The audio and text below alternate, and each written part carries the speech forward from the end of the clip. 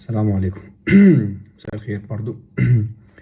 آه، توضيح بسيط كده يعني للأصدقاء الأول، الناس اللي تعز عليا والناس اللي أمرها يهمني، ولبعض الناس برضو اللي ممكن تكون واخدة صورة مش لطيفة عني يعني. أولا، أنا شخص بسيط عادي جدا، مشجع أهلاوي درجة تالتة، ماليش اي مصالح او اي غرض في اي حاجة.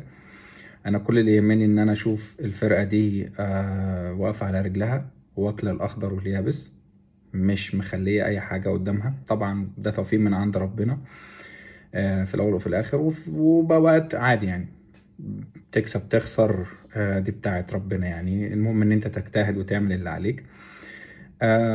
عدينا بموسم سيء توقعناه من البداية. معظم جماهير النادي الأهلي كانت شايفة حاجة الإدارة مش شايفاها، ولكن قدر الله ما شاء فعل. احنا دلوقتي مركزين في بطولة الدوري، وخصوصا بعد تعثر بيراميدز اللي شفناه الأسبوع اللي فات. وبإذن الله عندنا ماتش مهم جدا جدا جدا بكرة مع المصري. طبعا الجمهور يعني هيأثر بشكل كبير عن المباراة، وخصوصا ان المصري هتبقى جماهيره حاضرة. ولكن كلنا ثقة في الرجالة، وكلنا ثقة ان الرجالة هتعمل ماتش كويس وماتش مهم. بالنسبة لقصة الجمهور، انا مش عارف لحد امتى هيبقى في تعميم للعقوبات. المفروض ان انت في كاميرات، في عندك حاجات تقدر تشوف وتراجع بيها كل الكلام ده. فالمفروض الشخص اللي اخطأ بيتسحب كده ويتعاقب. عندك الفان اي دي، عندك بياناته مسجلة، فانت تقدر بكل بساطة تعاقبه وتمنعه من حضور مباريات. ويعني درجة العقاب تتعاظم لحد ما توصل للشطب او يتمنع سنة سنتين من دخول المدرجات، دي قصة تانية. لكن فكرة ان انت في المطلق يعني توقف الجماهير كلها، انا مش شايف ان دي حاجة كويسة. او على الاقل مثلا ممكن ايه، يعني ممكن تخليها محافظات مثلا. بمعنى يعني دلوقتي مثلا الناس رايحة اسكندرية، فاكيد جمهور اسكندرية مع بطاقته اسكندرية، فده انت ممكن تدخله، تسيبه يدخل يحضر المباراة عادي، المشجع عادي، لانه ما كانش موجود في القاهرة وعمل الازمة او شتم او في الماتش اللي فات. فده حاجة، ده حد، ده يعني ده حاجة وده حاجة. فده المفروض انت ما تعاقبهوش بسبب ذنب حد تاني كان موجود في محافظة القاهرة. ده يعني ممكن ده حل يكون من ضمن الحلول المطروحة يعني للموضوع. لكن كلنا ثقة في الرجالة ان شاء الله. وادي شفنا ايمن الرمادي مسك تدريب الزمالك، فاكيد هيبقى يعني هيبقى عنده روح، هيبقى عنده قتالية، وهيبقى عنده ذمة انه يلعب بضمير ومش هيفوت حاجة. وان شاء الله ربنا يكرمه ويعمل ماتش حلو قدام الزمالك في الدوري اللي يهمنا. موضوع الكاس ده مش فارق معانا. وان شاء الله باذن الله الدوري اهلاوي لو كسبنا كل الماتشات المتبقيه لينا. وبيراميدز تعثر او تعادل او خسر، باذن الله ده هيحصل ان شاء الله. كله بتوفيق ربنا والرجاله اللي في الملعب والكابتن عماد النحاس وجهازه الفني، فان شاء الله خير. سريعا كده حتة كابتن محمد رمضان ويعني قبل منه محسن صالح وعادل القيعي وكل الناس دي. طبعا كل الناس دي على راسي، الناس دي قامات وناس محترمة وليها كل تقديرها واحترامها. بس انا هبدأ من عندهم لان انا هنزل بالتسلسل كده لافراد معينة. بمعنى المفروض في اسرار كده وفي حاجات معينه كده بتحصل داخل الغرف المغلقه او في اوض اللبس او بين مجلس الاداره واعضائه او بين اي حد في النادي. في حاجات ما ينفعش تطلع، في حاجات ما ينفعش تتقال، في حاجات ينفع تتقال وتطلع بس في اوقات معينه مش في اي وقت. انا بتكلم في المطلق اهو. ففكره الماسوره بتاعت الحصريات اللي هي فجاه كده انطلقت من بعد تحديدا يعني لما الكابتن سيد عبد الحفيظ مشي. انفرادات بقى وحصريات، وخد مننا وما تاخدش مننا، ودي معلومة من جوه النادي، وده مصدر من جوه النادي، والنادي اللي قال لي اطلع اعمل كده، وكل الكلام ده. ايا كان اللي بيقول لك اطلع اعمل كده، ايا كان المصدر ده، ايا كان التفصيلة والوقت، انا فاهم ومتفهم ان انت كصحفي او اعلامي، ده شغلك، ده رزقك، ده اكل عيشك، ان انت تجيب الخبر، وان انت تتناقش فيه، وان انت تتكلم في الصحافة، وان انت تنزله، وان انت على قناتك في اليوتيوب تقول عليه. ما فيش اي مشكلة، ما ده حقك، ده اكل عيشك، مش هحجر عليك فيه. لكن في اوقات، في تفصيلة كده معينة في السيزون، لما تبقى عندك خبر او معلومة حتى ولو صحيحة مليون المية، المفروض يعني بيبقى في عندك سنس اوف هيومر. انت المفروض عندك نسبة ذكاء، بتقول لك او عقلك بيحلل الموقف بناء على معطيات وبيانات، بيقول لك عقلك كده من جواه، انا متأكد، بيقول لك ايه، لا ده مش وقته ان اطلع اقول الحاجة دي، او ما ينفعش دلوقتي، او خليها بعدين، او مثلا ممكن المح عنها بس اقولها في وقت تاني. ليه؟ انا بتكلم من منطلق ان انت بتحب النادي ومحسوب عليه كواحد من مشجعينه او ابن النادي، لانه دي ممكن الحاجة اللي انت بتطلعها دي ممكن تأثر على الفرقة كاملة، على لعيب بعينه، على مدير فني، على جهاز فني، على عضو مجلس إدارة، على رئيس النادي نفسه. يعني اصل الجمهور ده بيتعامل بمشاعره، ما بيتعاملش بحاجة تانية. انا كمشجع بتعامل بمشاعري، شفت حاجة كويسة بطلع اسقف لها، شفت حاجة وحشة بطلع انتقدها، شفت اخفاق بطلع اتكلم عنه، شفت تقصير في جزء معين بطلع اهاجمه واقول مش هينفع كده، لازم يتحل. فده انا كمشجع بتعامل بمشاعري.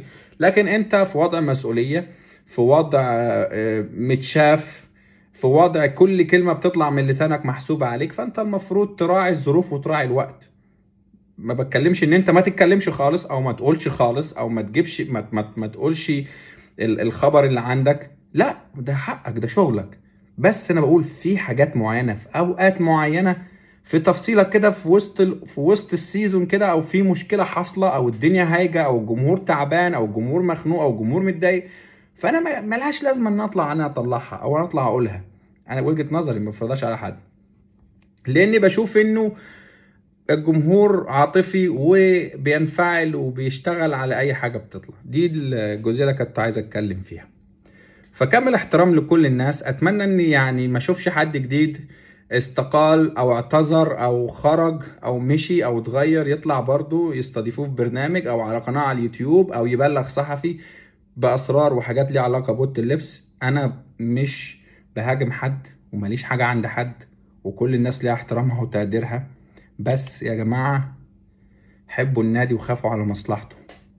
روحوا شوفوا نادي الزمالك، مفيش حاجة بتطلع في عز ما في الإمارات عملوا مشاكل الدنيا والآخرة وضربوا الناس واتحبسوا ما تسمعش كلمة واحدة طلعت عن أوضة اللبس، ما تسمعش كلمة واحدة حصلت عن مدير كورة ولا عضو مجلس إدارة ولا لعيبة اتخانت ولا.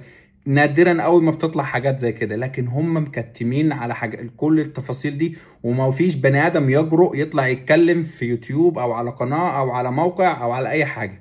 نادرا قوي ما بتطلع تفاصيل زي كده. فأتمنى إن احنا نقلد الزمالك في الحتة دي، من ولاد النادي، الناس اللي بتحب النادي يعني. الجزئية التانية، أنا لا صحفي ولا بتاع خبر ولا بتاع حصريات، ولا دي شغلتي ولا ده اسلوبي. لا، انا عادي، راجل عادي جدا، فرحان بالصفحه اللي عندي، بقول عليها ارائي، الناس بتتفاعل معايا، برد على الناس بترد عليا، ما بشوفش نفسي، ما بتنكش على حد، ما بقعدش في، ما بخشش مساحه مثلا وابقى انا واخد الحديده طول الوقت ومش مدي حد فرصه يتكلم، او لو اعترض او اختلف معايا ازعق له او اسكته واقول له انت اللي بتقوله ده هبدا، واللي انت بتقوله ده ما ينفعش يتقال، والكلام ده كله. وبحاول طول الوقت ان انا يعني امرر فكره معينه او تعليمات معينه من اشخاص، اللي هو لا، انت هتسمع ده وهتقول ده وهو ده اللي هيحصل، مش بتاعتي. لا، انا حد عادي جدا، حتى في المساحه عندي لما بفتح تاني، انا راجل عادي جدا بتاع مشجع درجة تالتة، ماليش اي ظهر ومعرفش اي حد وما يخصنيش، ومش عايز اعرف حد. انا بطلع اتكلم في اللي في قلبي واللي على لساني بقوله. كمشجع ومحب للنادي ده من وانا عندي 3 سنين، النهارده 36 سنة في حب النادي ده. فانا ماليش اي حسابات مع حد وماليش اي توجهات. اطلع اقول اللي انا عايزه على صفحتي، اكتب اللي انا نفسي فيه، اتكلم عن اي حد خلقه ربنا طالما بيعلن انتمائه للنادي ده او بيتكلم في حاجة تخص النادي ده وانا شايفها مش عجباني، ليا مطلق الحرية ان انا اعلق عليه واتكلم عليه، طالما انا ما اساتش لشخصه وما غلطتش فيه وما وجهتلوش اي اتهام. فانا من حق اتكلم عن اي حد وفي اي حاجة نفسي فيها. اللي بيدفع لي تمن العلامة الزرقاء ولا اللي بيجي يدفع لي باقة النت اخر الشهر يجي يحاسبني. غير كده انا حر تماما، اكتب اللي نفسي فيه وهاجم اي حد واتكلم عن اي حد. انا هاجمت الخطيب نفسه، مش ههاجم اعلامي ولا صحفي. اي حد هيجي في مصلحة النادي انا هتكلم عنه، مش هسكت له. بس سهلة اهي. زي ما قلت قبل كده، مش عاجبك اعمل لي بلوك، مش عايز تشوف كلامي برضو اعمل لي بلوك. سهلة وبسيطة. نيجي بقى لجزئية بن رمضان سريعا كده. انا لما اتكلمت قبل كده وقلت انه انا كان عندي المعلومة من ناحية الطرف المجري مش من المصري. كل الاخبار وكل الناس اللي كانت بتتكلم مصادرها ومعلوماتها من جوه النادي الاهلي، سواء من سكاوتنج، من صحفيين، من اعضاء مجلس اداره، من اوضه اللبس، ايا كان دول من جوه النادي. لكن انا معلوماتي كانت من النادي المجري، لانه يصدف تخيل ان انا عايش في المجر بقالي 10 سنين ومتابع جيد جدا لفريق فرنس فاروش المجري. ده اسمه باي ذا واي، يعني اسمه فرنس فاروش، او المجريين هنا بيسموه فرادي. تمام. فرنس ده اسم شخص او اسم ملك كان يحكم البلد دي قبل كده، فتسمى ال النادي باسمه. وفاروش معناها شارع او يعني حي، فهو شارع فرنس او حي فرنس. فرنس فاروش تاني. يعني نصيحة كده للسادة الإعلاميين، يعني دقيقة كده لو خدتها من وقتك وبحثت على جوجل وشغلت الفوليوم وشغلت الكلمة سمعتها، هتلاقيه بيقول لك فرنس فاروش، مش فرانك فاروزي ولا فرانك فراوزي ولا فرانك فاروشي، لا، فرنس فاروش. دي نقطة.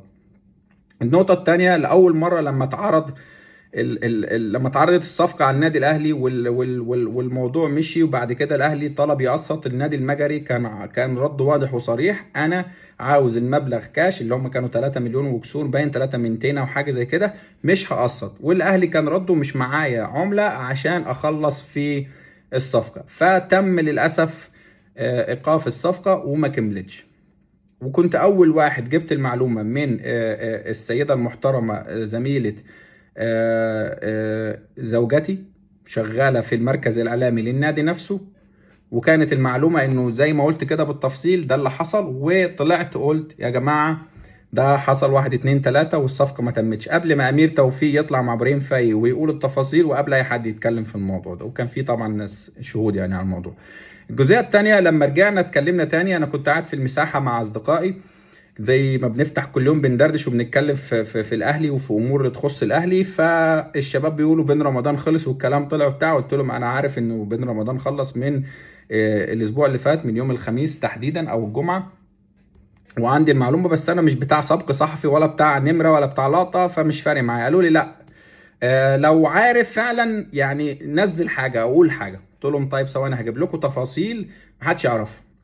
وفعلا دخلت كلمتها على الانستجرام، قلت لها الامر 1 2 3 فاديني تفاصيل. قالت لي: طيب بص، هو راح النهارده الصبح العياده السويسريه اسمها سويس كلينيك، دي واخده توكيل كل الانديه الرياضيه في المجر هنا.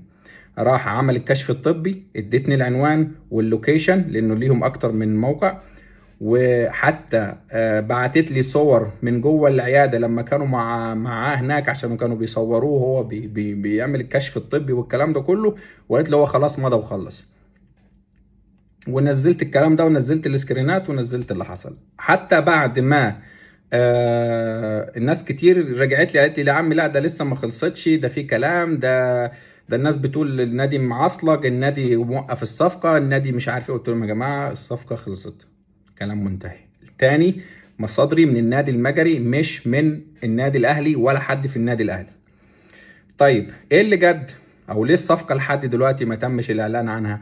برضو دي المعلومة عندي، لانه النادي طلب من النادي الاهلي لانهم عندهم يوم 14 مايو نهائي الكاس المجري، تمام، ما بين فرنس فاروش او فرادي، ده الشورت كات بتاعه، وفرقة تانية مش فاكر اسمها بركاي برزي حاجة كده، بس حبقى يعني مش مهم. المهم ان هم عندهم نهائي كاس يوم 14 مايو اللي جاي. فالنادي طلب من الاهلي، قال لهم بعد اذنكم عشان اللعيبة تبقى مركزة وهو هيلعب في الماتش، فما يتمش الاعلان عن الصفقة او اي تفاصيل تطلع رسمي غير بعد يوم 14 او يوم 14. بس هو طبعا عشان الماتش 14 فهيبقى ممكن بعدها بيوم، تاني يوم، تالت يوم، رابع يوم، او ممكن لما ينزل القاهرة ايا كان. المهم ان الاعلان مش هيحصل قبل يوم 14. ده ليه؟ يعني دي معلومة للناس اللي هي بتقول لحد دلوقتي ليه ما تمش الاعلان الرسمي عن الصفقة. بس دي يعني اسف ان انا طولت في الفيديو 16 دقيقة، بس انا حبيت ان انا المس شوية حاجات كده عشان moving forward، او يعني فيما بعد الناس تبقى عارفة مين انا طالع بوش اهو، واسمي معروف وشكلي معروف. انا مش بستخبى ورا تليفونات، ولا بستخبى ورا شاشات، ولا خايف من حد، ولا حد ليه حسابات عندي، ولا انا هربان من حد. غير الناس اللي بتقعد ورا التليفون وتقعد تكتب اي كلام. تاني، انا ولا صحفي ولا بتاع خبر ولا اي حاجة. بالنسبة لمعلومة المدربين اللي انا كنت نزلت عنهم اللي هم الاتنين بس وما نزلتش حاجة تاني، لانه المعلومة اللي جات لي الاولى اللي هي بتاعت فيتور برونو دي انا شفتها من عبد الحكيم ابو علم، فرحت منزل معلومات عنه، وحتى انا ما قلتش انه فيها حاجه، بس انا قلت ان حصل تواصل بس بينه وبين النادي، ما قلتش اي كلمه زياده. لكن المعلومه الثانيه بتاعت خوسيه ريفيرو اللي هو مدرب اورلاندو بايرتس، بالمناسبه مدرب ممتاز على فكره، ما اعرفش الناس ليه معترضه عليه. وبيشتغل على قطاع الناشئين كويس، وعنده فكره، وبيتعامل مع اللعيبه نفسيا كويس جدا، وبيروح يتكلم مع اللعيبه ويقول لهم ايه الحاجات اللي ناقصاهم ويشتغلوا عليها، وبيقول لهم ايه المطلوب منهم ان هم يدوسوا فيه ويشتغلوا عليه اكتر. انا كنت مسافر مره هولندا، من هنا من المجر بودابست، وقابلت حد في صاله الانتظار، كان اسمراني البشره، فبنتكلم وبندردش، فهو سمعني بتكلم في التليفون، كنت مع حد صديقي وبقول الاهلي وكده. قال لي انت منين على طول كده؟ قلت له انا من مصر بس عايش هنا وبقالي 10 سنين كده كده كده. قال لي طيب انا صحفي افريقي في المجله الكذا كذا كذا، وحتى عنده صفحه هنا على اكس والكلام ده كله، بس انا مش هقول اسمه طبعا احتراما ليه. واتعرفنا على بعض ودردشنا سوا، خلاص كل واحد راح لحاله. لما جت اتفتحت قصه ريفيرو او شفتها كده على مواقع اخباريه افريقيه، دخلت كلمته على انستجرام برضو، مساء الخير، ايه الاخبار، عامل ايه، تمام. عندك اي معلومه بخصوص ريفيرو كذا كذا كذا؟ قال لي فعلا حصل تواصل، والمدرب منفتح واعلن ان هو مش هيجدد لاورلاندو، والصفقه ماشيه في طريق كويس جدا، واحتمال قوي ان هو يبقى المدير الفني للنادي الاهلي. ده كلام كان من وكيل المدرب. فانا رحت منزل برضو السكرينه وقلت يعني راجعوا ورايا بناء على معطيات ومعلومات انا وصلتني وخدتها من الصحفي. لكن انا ولا صحفي، ولا انا بتاع خبر، ولا انا واصل وليا ناس تقيله في المجال والكلام ده كله، ولا اي حاجه خالص. عشان نحط النقط على الحروف، وكل واحد يبقى عارف مركزه كويس وتمامه كويس، وعارف هو مين وايه اللي بيعمله وايه المطلوب منه. انما اي حد هيتريق، هيقلل، هيلقح كلام، حاجات ملهاش لازمة ما تسواش وبتقل من قيمة الاشخاص ليس الا، مش هرد عليها ومش هديها اي اعتبار. تاني، انا حد بسيط جدا، جاي من صعيد مصر، عندي 36 سنة، عايش في المجر بقالي 10 سنين. اجتهدت وتعبت وطلع عيني واشتغلت لحد ما ربنا كرمني، واتعلمت وخدت بكالوريوس واشتغلت وعملت ماجستير وربنا وسع عليا ونعمني كتير قوي من نعيمه. فالحمد لله اللي انا فيه ده بتعبي وكتفي وعرق كتفي وعرق جبيني، مش تسلقا على اي حد، ولا بتاع لقطة، ولا بتاع نمرة، ولا بتاع شو، ولا ليا اي حاجه عند حد. في ناس هتقول لي ملوش لازمه الكلام انت اللي بتقوله ده، لا ليه لازمه، لانه للاسف لما كنت حد بسيط جدا على اكس هنا، وبدخل المساحات بتكلم بطلب مايك، ممكن تاخد مايك ممكن ما تاخدش، حد يسمع لك ما يسمعلكش، لو قلت رأي مخالف تتسكت، لو اتكلمت في حاجة يقول لك لا مش ده، ويجبرك ان هو يعني تسمعه او ما تقولش رأيك اصلا. فكان عادي بالنسبة لأي حد، حتى اتكلمت ما اتكلمتش مش فارقة. لكن لما بدأت ان انا اتكلم وبدأت افتح مساحات وبدأت الناس تسمعني وبدأت الناس تيجي المساحة عندي وبدأ الاسم يتردد كتير، فجأة كده في ناس كتير اتحولت لأعداء، في ناس كتير حولتها شخصنة ويعني اللي هو انت بقيت عدو ليه، او لشخص تاني هو صاحبه او بيحبه او قريبه، او بيديله معلومات من جوه النادي، او بيروح عنده مساحة فبيعلي له الارقام اللي موجوده في المساحه والناس اللي بتحضر، او الى اخره يعني. فاتفاجئت ان انا لا، احنا هنبتدي نقلل منك وهنهاجمك وهنسكتك ومش هنطلع لك صوت، ولو اي حد جالك المساحه احنا هنقول له ما تروحش او ما تجيش عندنا. لا حد هيقول لي ما بيحصلش، لا انا بقول لك بيحصل وحصل. وناس كتير بقى عملت بلوك، وناس كتير شالت الفولو، وناس كتير بدأت بطلت تتكلم وحاجات كده. فعموما انا حبيت اوضح الكلام ده كله.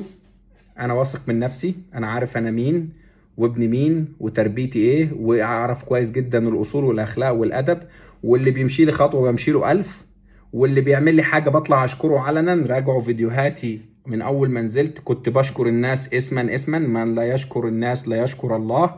ما بنكرش فضل حد عليا او ايا كان، سواء ولو ساعدني بكلمه بطلع اشكره وبقول له كتر خيرك.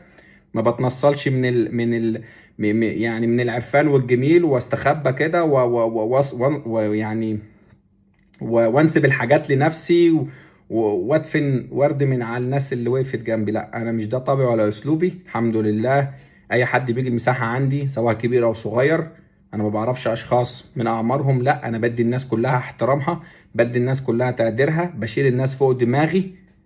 وفي النهاية احنا كلنا يهمنا مصلحة النادي الاهلي وحب الاهلي، وان الاهلي يفضل دايما في القمة دايس على الاخضر واليابس. اي مصالح، اي خلافات، اي حاجات خارج الموضوع ده انا مش مهتم بيها ومش همشي فيها ومش هرد على حد من هنا ورايح. واللي يهمني فقط اسم الاهلي، حط تحت دي مليون خط، عشان مش هسكت لحد بعد كده يجي جنب الاهلي، سواء اهلاوي او زملكاوي او ايا كان انتمائه.